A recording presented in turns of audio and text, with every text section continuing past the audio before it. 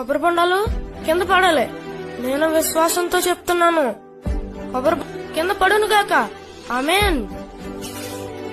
ఆకులు కాదు, కొబ్బరి బొండాలు కింద పడాలి. నేను చెప్తున్నాను, విశ్వాసంతో చెప్తున్నాను. కింద పడాలి, పడును గాక. కొబ్బరి బొండాలు ఎన్నిసార్లు అంటే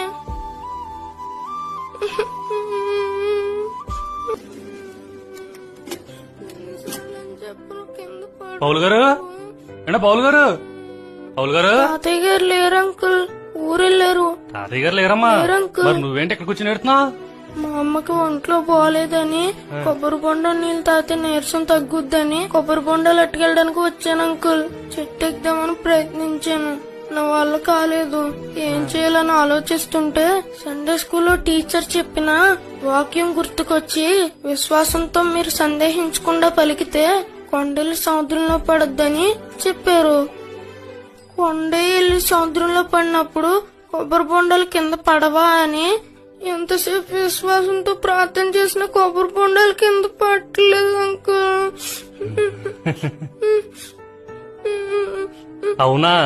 నువ్వు చెప్పినట్టే జరిగింది చూడు. అవునా అంకుల్? ఎలా అంకుల్? నేనేమో ఆ తోటలో కొబ్బరికాయలు తెస్తానికి వెళ్తున్నాను. మీ తాతగారితో మాట్లాడడం ఎలా వచ్చాను, మీరేమిటి కూర్చుని నండి పదండి. మీకెన్ని బొండాలు కావాలో చెప్పండి, తీస్తాను. అక్కడ కూర్చోండి, మొత్తం తీసి పడేస్తాను బొండాలు. Thank you uncle. పదండి. ఎన్ని బొండాలు కావాలేంటండి? కొన్నే సరిపోతాయి అంకుల్. కూర్చొని ఈ పక్కకు వచ్చేయండి. సరే అంకుల్.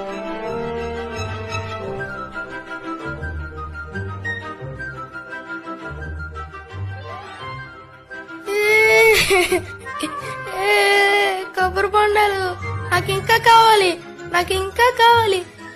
కొబ్బరి బొండాలు. అంకుల్ మీరు వచ్చినందుకు చాలా థ్యాంక్స్ అంకుల్. నేను రావడం కాదమ్మా, నీ విశ్వాసమైన తీసుకొచ్చింది. అంకుల్ నేను ఎంతసేపు ప్రార్థన చేసినా దేవుడు నా ప్రార్థన వినలేదు, కొబ్బరి బొండాలు కింద పడలేదు. ఎందుకు అంకుల్? కొబ్బరికాయలు కింద పడలేదా? మరి ఏంటి? మీరు వచ్చి తీశారు కాబట్టి కింద పడ్డాయి. అవునా? మరి నన్ను ఎవరు తీసుకొచ్చారండి? మిమ్మల్ని అంకుల్. అది నువ్వు ఆకలేసినప్పుడు అన్నమే తింటావా, ఏదోటి తిని కడుపు నింపుకుంటావా? అన్నం ఉంటే అన్నం తింటాను, లేకపోతే స్నాక్స్ ఫ్రూట్స్ తిని కడుపు నింపుకుంటాను. మరి అవును కదా, మన దేవుడు ఎలాగైనా కార్యం చేయగలడు. మరి నువ్వు అనుకున్నావు కొబ్బరి బొండాలు అట్లా కింద పడాలనుకున్నావు. నేనేదో కొబ్బరికాయలు తీతకు అలాగే వెళ్తాం ఏంటో, మీ తాతయ్య గారితో మాట్లాడాలని ఇక్కడ దాకా వస్తాం ఏంటో, మీరిక్కడ బొండాల కోసం కూర్చోడం ఏంటండి? ఇదంతా ఎలా జరిగింది? ఇదంతా నీ విశ్వాసం వల్లే జరిగింది.